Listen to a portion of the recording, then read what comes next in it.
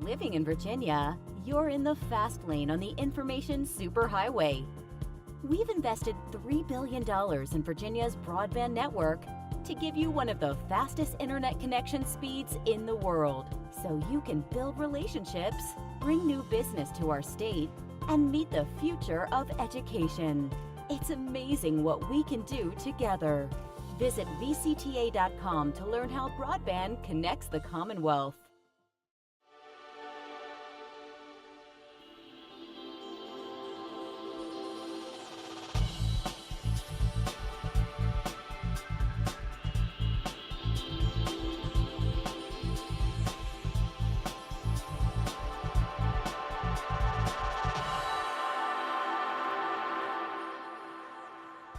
From the General Assembly and the City of Richmond, I'm Woody Evans for Cable Reports, brought to you by the Virginia Cable Telecommunications Association and Comcast, connecting Virginians to their government. We're pleased and honored to have two members from the House of Delegates, Delegate Mark Cole, Chairman of Privileges and Elections. Good to see you, sir. Good to be here with you. Delegate Bob Thomas, one of our newer members. Good to see you, sir. You too, Woody. Thanks for having me. I was talking to you earlier, and I'm a little bit interested in hearing how you got involved in politics. Actually, quite by accident. I think it's the story sometimes of a lot of legislators. Back in 2008, I was running a small business, kind of minding my own business, really. And the Republican headquarters happened to be in the same floor in my building. And they came over one day and said, we need a small business guy to look at the two plans from both parties and tell us, what you think it would do for your business. So I agreed to do that, did some research, and gave an interview with a local radio station and newspaper.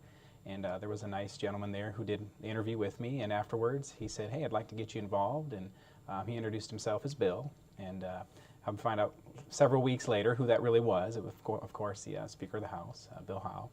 And so the local position of Board of Supervisors came up a couple years after that, and I decided to run, and just coming off of 6 years serving at the local level, and it was a great experience. And so this is just an opportunity to do the same thing on a slightly grander level for more constituents. Well, congratulations on your election. I think you hold the seat that former Speaker Howe held for years. Absolutely. Big shoes to fill, big shadow to walk in, but I always tell people I have the best phone a friend in the house. So you've got Stafford County and the city of Fredericksburg, as I understand? Correct. Mark and I share the city. I have about a third of the city, and Mark has 2/3 of the city, and then I have most of eastern Stafford County. Do you have Mary Washington in your district? I do. That's actually the dividing line, College Avenue. So tell us a little bit about the makeup of your district in terms of its economic wherewithal, its demographics. So, as a local supervisor in Stafford County, I'm very familiar with the county, and, we have, my district there was very rural. We still have a lot of farms in Stafford County. Some people from around the state, think of Stafford County as kind of northern Virginia, but we still have a lot of those issues where we have lots of open space. We're trying to save it, and, we've always needed the state to give us tools to do that. So I'm very excited to come down and continue that. That was one of the big legacies that Speaker Howe left. It was enabling legislation to do that. But I'm excited to represent part of the city now. That's certainly a new opportunity for me. It's kind of the opposite world from the county into the city. The city has to take care of the roads on their own. The county kind of relies on the state. So I've been, trying to get smart on the city issues and how they relate to Richmond. So it's a good opportunity. Delegate Cole, is the city of Fredericksburg and the county of Spotsylvania considered part of Northern Virginia? Well, it just depends. Some people kind of lump us all in there together, along with Stafford and the Fredericksburg area, but I think most of the locals don't consider us part of Northern Virginia, though we do deal with a lot of the same issues as far as growth and traffic and things like that. And that's one of the things I've really been pushing in recent years for VDOT to make improving I-95 a higher priority. And I'm going to trying to catch up with the new Secretary of Transportation to share our concerns with I-95 and all the congestion in the area with her and make sure it's on her radar. So I take it we have a lot of constituents that work in Northern Virginia or in Washington, D.C. who may be federal employees or who work for federal contracting firms. That's correct. A lot of the folks in the local area do commute north every day. And that's why I-95 has become such a lifeline for the area and really needs to be addressed. A lot of interesting issues before privileges and Yeah, elections, not yeah. the least of which was Delegate Thomas's Yeah, election, yep, as well the one in Hampton Roads, Virginia. Yep. No, and we're taking a look at a lot of our election laws to see where we can make some improvements and reform. One of them trying to deal with these split precincts. We've carried a couple of bills to deal with that. Also co-sponsoring a bill to reform the State Board of Elections and the Department of Elections. We had a lot of serious problems in that department in recent years. I think we've got a new commissioner who's coming in that I hope will right the ship there and fix a lot of the issues that we've been trying to deal with in recent years. And of course, the split precincts, as you indicate, is not a new problem, and it is not limited to Delegate Thomas's district. No. What happens is, every 10 years, we have to do redistricting based on the census, and that's to try to keep all the districts about equal in population. So every 10 years after we get the census data, then we have to go in and redraw district boundaries. And so the General Assembly is responsible for the legislative and congressional districts, while local governments are responsible for doing their own districts, and localities also determine the precinct boundaries too. And so that's how you end up with split precincts, because you got two things going on at the same time. And while we try to coordinate the best we can, you always end up with a few split precincts after the fact. And that's why in the past we've always come in with technical corrections legislation to try to reduce the number of split precincts. Unfortunately, the previous governor, and I think the current governor, is continuing this policy of saying, nope, you can't make any changes after redistricting, which I think is unreasonable. Tell us a little bit about the transition from the County Board of Supervisors to the House of Delegates. What's the major difference besides just being one of 100 delegates? Well, I tell you, the 6 years at the local level, I thought it would help a little bit, but I had no idea how much it would really help me.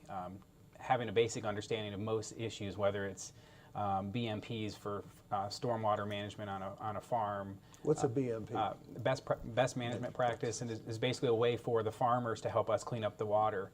As a locality, we spend millions of dollars cleaning the water that comes out of homes, and we've done all of that. I mean, that's the low-hanging fruit. So now it's the part where we have to continue to clean up the bay. So we have to gather water that comes off of farm fields. We call that non-point source. That's just one example of having that understanding. So when the Farm Bureau comes in and they're looking at a bill, just knowing how one little change to the bill may impact localities, or maybe there's a way we could do it better that it's a little bit smarter. A lot of the other agencies have come in, and just having that local understanding has really been a great asset. And then, I would have been president of VACO next year. So knowing a lot of the legislators already and having some of those existing relationships, being able to go in, and if I have a bill, to sit down with them before it even gets to subcommittee and work through issues and kind of be willing to change my language and not be married to the language. That I think has led to a lot of success, and of course have mentors like Mark. He's been carrying bills for Stafford County for quite a while now, so we had that existing relationship, and that's helped as well. Speaking of carrying bills, I think you have one you're going to have to present in the Senate pretty soon. It has to do with a local tax matter. Can you talk to us about that? Sure. This morning actually was my first experience in a Senate committee. I have a merchant's capital tax bill. And in a nutshell, localities usually have either the B-poll tax or the merchant's capital. And Stafford County, which is one of my localities, is the largest locality that does not impose B-poll. That's the business professional occupational license tax. Correct. Okay. But because of that, we don't have the ability to treat wholesale companies differently. If we had B-poll, we could have a separate rate for those type companies, but in merchant's capital, there isn't such a carve-out. So we've had several opportunities that we've missed because we weren't able to have a lower rate or a zero rate for wholesalers. All the counties around us have B-poll, so they're able to zero out that rate, and it makes them a little bit more competitive. So there is a similar carve-out for pharmaceutical companies. It's been there for 30 years, so this bill would basically add a new carve-out. It's a locality option. They don't have to use it. But in addition to Stafford County, I think 8 out of the 13 counties that border North Carolina now would have this economic development tool available to them as well, and we're hoping it'll allow them to compete with some of those wholesalers that might be just across the border and bring them into Virginia. So your bill obviously passed the House. How was it received in the Senate committee? I think we got a unanimous vote out of committee, so hopefully it'll be headed to the floor of the Senate soon. Great. There's another bill that has gotten quite a bit of attention, something to revitalize South Side and Southwest Virginia, Delegate Moorfield. Yeah. It has to do with tax incentives for businesses to locate, but along with it is a further tax incentive dealing with employees of that business, which would exclude them from the personal income tax. Yeah, and that's kind of been a controversial bill going forward. It has passed the House and is heading over to the Senate, but like you said, in the past, local governments and the state have provided incentives for companies to try to locate in Virginia or locate within their locality, and even sometimes those can be controversial. But this is the first time where they're going beyond just providing tax breaks to a business and actually trying to incentivize the employees working for that business. So we'll see how that goes. And like I said, any economic development incentive sometimes can be controversial because they tend to just apply to new companies coming into an area where the existing companies that have been there, may have been there for years and employing people and paying taxes don't benefit from it. So it's economic incentives is sometimes a double-edged sword. Certainly well-intentioned, but you set up a category of employees who would not be subject to personal income taxes versus others who would be. So stay tuned, I take it. Yeah, I think it's one of those things where it's definitely a policy shift. And the bill's being sold as not really costing the Commonwealth anything, but I think if you get down to looking at individuals, those individuals live here now, so they're probably going to move from existing companies to these new companies. So at first I was a little apprehensive of making that policy shift, but the more I talked to Delegate Moorfield, they do have the language drawn pretty strictly, so I think the impact will be small. So for me, it kind of looks like a pilot program, and that area of the Commonwealth is hurting very much, so I didn't end up voting for it in the end, but with a little bit of reservation about the policy shift. Yes, a major agreement between the governor and I believe the Speaker of the House in terms of the legislature being able to reduce burdensome regulations, especially on businesses, by 25%. I take it that's something that you support. Absolutely. As a small business owner, I remember when I was first getting started here in the state, it's hard sometimes to even know where all the forms are you're supposed to fill out. The state's made some progress trying to have like an ombudsman, where you can basically go one-stop shop, but it's very difficult. And then, I have employees in 10 different states, so it takes one full-time person just to try to keep up with all the rules and regulations. You don't mean to not file forms on time, but sometimes it's just there's so many regulations and rules and gotchas that it makes it hard to do business. So I was very happy to hear that. Governor Northam, he has that Senate experience, and I've watched him from VACO, so I was very optimistic that we would find a lot of policy issues where we could agree, and this is obviously one of those I was happy to see come out so quickly. So what would that mean for small businesses in your district? You have less red tape to deal with, hopefully, in the end. And, regulations, can really be a killer for businesses, and it's especially the smaller businesses or the new startups that have the most difficult time dealing with, government red tape and regulation. And not just that, a lot of times there's fees involved and things like that. So anything you can do to try to streamline that and reduce the burdens on businesses, that will lead to more job creation and more employment opportunities for individuals. We've seen that already in Washington with the new administration coming in, and while they couldn't get much past their first year in office, eventually they did get tax reform passed, but one of the first things they did was start cutting regulations. and that you started seeing the economic impact for that right away, because people don't realize that most new jobs, historically, most new jobs are created by small businesses. Small businesses. Not the big businesses. And it's small businesses that are most vulnerable to over-regulation. Now, you had an interesting discussion / debate with one of your colleagues on the Education Committee about school discipline. Yes. Especially at the lower levels with K through third grade. Yeah. Talk to us about that issue. Well, and I think everybody has the best interest of the child at heart, but some of the legislators kind of want to micromanage school discipline issues, and I'm not so sure that that's something that we need to be micromanaging from Richmond. That's best left, I think, in most cases, to the local school boards and local school administrators and principals. But again, I think everybody has the best interest of the child at heart. But sometimes, when we micromanage from Richmond, we don't always know the specific issues that a teacher or a principal may be dealing with in a classroom. And if we force schools to keep, a disruptive child in the classroom, it's not just that child that is affected, but the entire class. And so again, I think in school discipline issues in general are best left to the local school boards and school administrators to deal with, and not micromanaged by the General Assembly. Have you heard much about this issue from your constituents or school districts? I heard from a teacher in Fredericksburg City, and one of the bills I did support left a lot of discretion to the superintendent of schools, which I think leads to what Mark was saying. We need to leave that final decision-making authority there. I think it said as long as they have a written policy concerning a long-term suspension, so they could still go up to 364 days, but it left that local authority in place. So I felt that was enough of a safeguard that we're not going to be micromanaging. But I have a unique perspective. My father-in-law actually, as he was retiring from the police force in Stafford, he was a SRO in his school, so a student resource officer.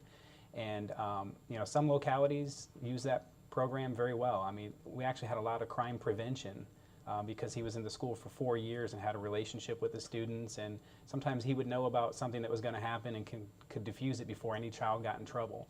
I recognize that maybe not all localities have a successful program like that, so whenever we legislate from here and make everybody do it, I think it's always dangerous because we might take something that's working well and take that tool away from that locality. So try to take those good lessons and bring those ideas down here and maybe turn them into legislation that can actually help instead of take tools away.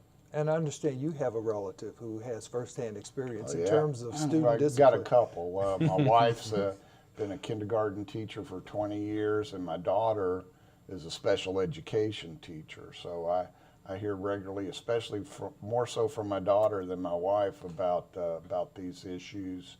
And my daughter's, she's not shy about speaking up and saying, "Why did you all do this or that?" And also, teachers, they have a lot on their plate. And so something that I've, on the education committee, something I've always tried to guard is putting more good ideas on the plates of teachers when their plates are already full to overflowing.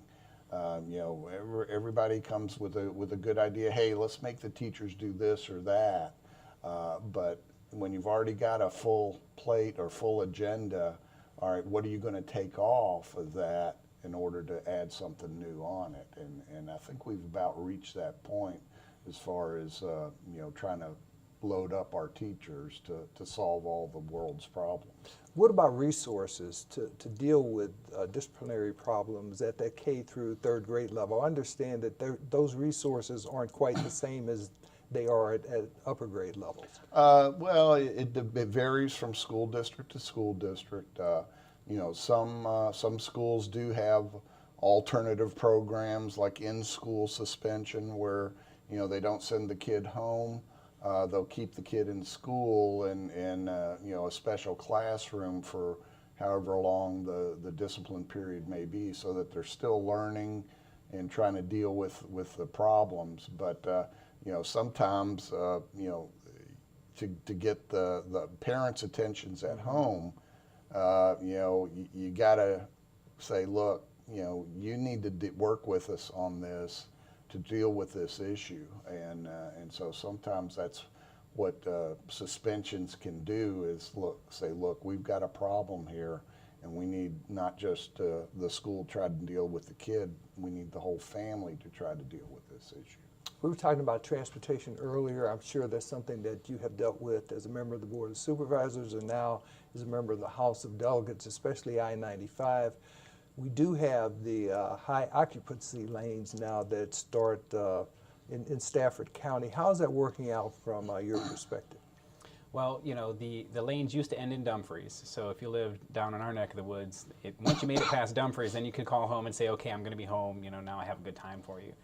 So when we saw the extension of the lanes announced, we were happy about that, but we knew that Garrisonville Road in North Stafford would become the new choke point, and it did. I think we were pleasantly surprised to see that they extended it a couple more miles. Basically, as soon as they opened it, they told us they were going to continue working on that. And now with the Atlantic Gateway project and the federal government kicking in some dollars, they're going to take the high occupancy lanes almost all the way through Stafford County. And then we have a southbound river crossing, which is going to create 2 extra lanes in the middle. So we're pretty close to our ultimate goal to take the lanes all the way to Massaponax. That's down in Mark's district. And if you look at the traffic numbers and the analysis, we all know that that's really where the lanes need to end eventually, because that's where most of the population center is. So we're almost there. There's a 4th lane that we might need to add between the last 2 exits of that stretch of road, and Mark and I are working with the administration. Secretary Valentine actually sat down with my delegation last week. We had a really good conversation, and they've agreed to have a follow-up in spring and summer, and I'm sure Mark will be there to discuss some of these issues. But I had a bill in, House Bill 72, that suggested some changes to the Smart Scale program. And that, of course, created a lot of good conversation.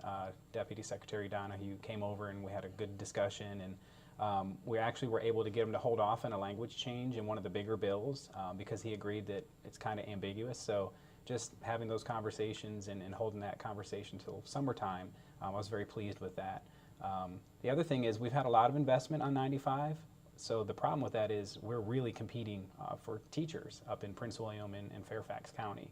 So one of the things we're trying to look at is maybe adjusting our cost of compete formula to basically match reality. Now that it's actually reasonable for a teacher to drive 45 minutes and make it up to those localities, we're seeing a loss of teachers there. So it's one of those things we're trying to work on, but it affects everybody. If Stafford's number goes up, then we realize that's going to affect Spotsylvania. So just trying to find that right balance. So I guess it's only fair if some people consider you part of Northern Virginia that that local composite index should be adjusted as well. Well, yeah, and really, I mean, we've got so many different programs to try to deal with things like cost to compete and other issues. And really what we need to do is take a look at the local composite index, which is the formula that's used to determine how much for education, how much is the local government's responsibility and how much is the state's responsibility.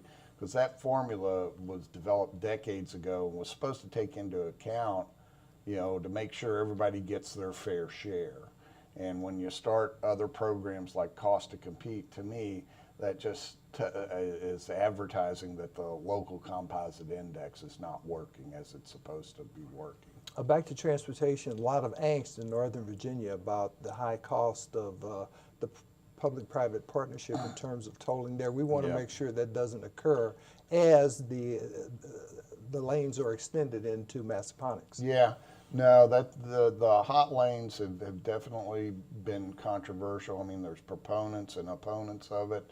The problem I had with VDOT is that until the hot lanes proposal came along, there were no plans to extend the HOV lanes or improve them. VDOT was just sitting on their hands, and then Transurban came in with this proposal, and really they were the only game in town to make any major improvements along 95. So while it has been controversial, unfortunately, VDOT really had no plan to improve it themselves, and that's something I'm working on with them now to try to get them to not just improve the hot lanes, but also the regular travel lanes where we still have serious congestion problems.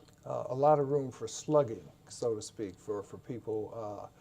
That's something that was developed privately, people riding with those who want to use those to some very expensive lanes, but it does provide a real service, does it not? It does. It's very, very popular, very efficient. Like you said, it's kind of private sector driven.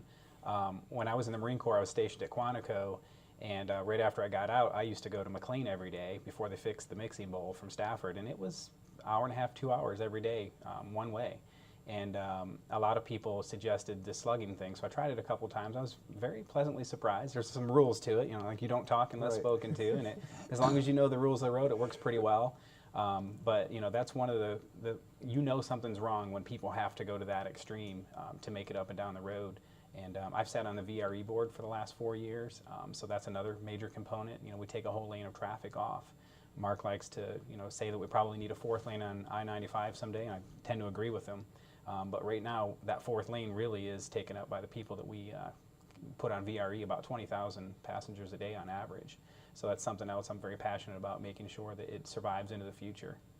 Medicaid, go ahead. That's another, you brought up VRE, and that's another issue. We're trying to get another rail line between Richmond and DC, because the rails are just about as badly congested as the I-95 is. So if we can expand rail capacity in the area between say our area and DC, that would allow us to expand the commuter rail as well. Medicaid expansion, I see that there's at least a potential for some agreement this session. We don't know how far that's going to go. There's now talk about a work requirement for Medicaid recipients. Talk to us about how things are moving along. Yeah, the House just passed, and this doesn't really have anything to deal with the expansion of Medicaid. The House just passed a bill yesterday to institute a work requirement for those who are able-bodied to receive Medicaid. That's existing Medicaid, of course. If it goes through, it would apply to all Medicaid, whether it's expanded or not. So I think that's a good step in the right direction. Is if you're able to work, you should be either working or out looking for a job. And we'll see about Medicaid expansion. I have serious concerns about the cost of it and the pressure it's going to put on the state budget. I just don't think the funds are there to pay for it, but we'll see how that goes. Reasonable requirement to work as a Medicaid recipient, I take it. I've had some feedback from residents. They've called in, and most of them are in special cases, so they might have a son or a daughter who has a mental impairment and can't work. And the way they're reading it in the newspaper is that we're expecting those people to work.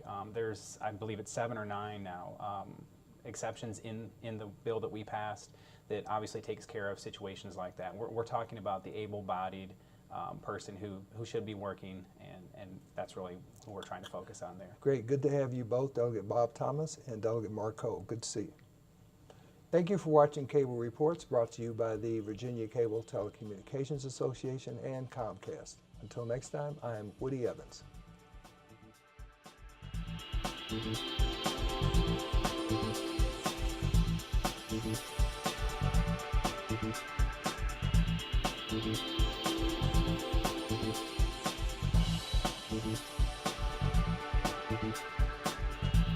Mm-hmm.